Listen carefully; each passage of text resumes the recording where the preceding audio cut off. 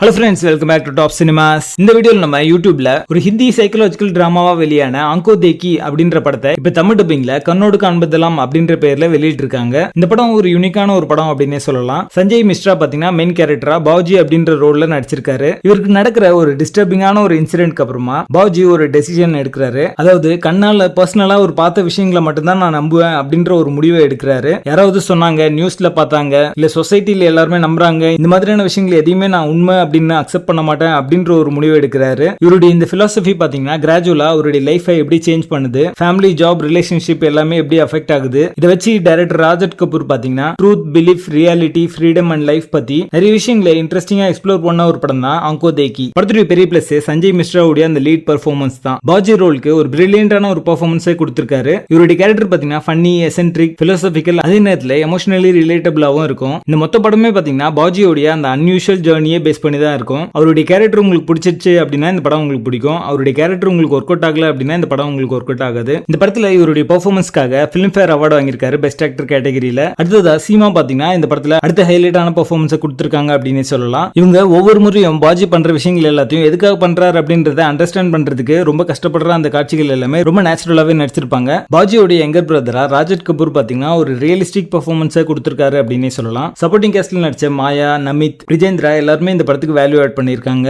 ஒரு ஆர்டினரியான middle class ஃபேமிலியோட லைஃபை ரொம்ப ரியலிஸ்டிக்கா காமிச்ச ஒரு படமா இந்த படம் வந்திருக்கு. ஆனா படம் முழுக்க பாத்தீங்கன்னா ஒரு ஸ்லோ பர்ன் மூவி மாதிரி ஸ்லோவா தான் போகும். சோ கமர்ஷியல் ஆடியன்ஸ்க்கு இந்த படம் ஒர்க் அவுட் ஆகிறதுக்கு வாய்ப்பே இல்ல. கிளைமேக்ஸ்மே பாத்தீங்கன்னா ஒரு ஓப்பன் எண்டடா தான் முடிச்சிருப்பாங்க. இது எல்லாருக்கும் ஒர்க் அவுட் ஆகிற ஒரு படம் இல்ல, ஒரு செட் ஆஃப் ஆடியன்ஸ்க்கு மட்டும் தான் ஒர்க் அவுட் ஆகும். ஒரு வித்தியாசமான கான்செப்ட்ல எக்ஸலன்ட் பெர்ஃபார்மன்ஸ் உள்ள ஒரு பிலாசபிக்கல் படங்கள்லாம் உங்களுக்கு பிடிக்கும் அப்படின்னா இந்த படமும் உங்களுக்கு பிடிக்கும். டெக்னிக்கலி இந்த படம் ஒரு சவுண்டான ஒரு படம் தான். விஷுவலா அந்த டெல்லி நெய்பர்ஹுட் காட்டின விஷயங்கள் பாத்தீங்கன்னா ரொம்ப அத்தன்டிக்காவும் ரியலிஸ்டிக்காவும் இருக்கு. இந்த படத்துக்கான நல்ல பேக் ட்ராப்பா அந்த விஷுவல்ஸ் எல்லாமே அமைஞ்சது அப்படின்னு சொல்லலாம். இந்த படத்துல நெகட்டிவ்ஸ்லாம் இருக்கு, பட் அது படத்துடைய ஃப்ளோ பெருசா அஃபெக்ட் பண்ணல. சோ அதை பத்தி நம்ம பேச வேணாம். பேசிங் ஸ்லோ அண்ட் ஸ்டடியா ஒரு நல்ல கேரக்டர் ஆர்க் அண்ட் டெவலப்மெண்டோட நகரும். 2013 வெளியான சிறந்த படங்கள்ல இந்த படமும் ஒன்னு. இது ஒரு டாப் சினிமா, மிஸ் பண்ணாம பாருங்க. படத்துல அடர்காண்ட் இல்ல, இந்த படத்தை நீங்க ஃபேமிலியோட பார்க்கலாம். கண்ணோடு காண்பதெல்லாம் படத்துக்கு எங்களோட ரேட்டிங் 7 out of 10.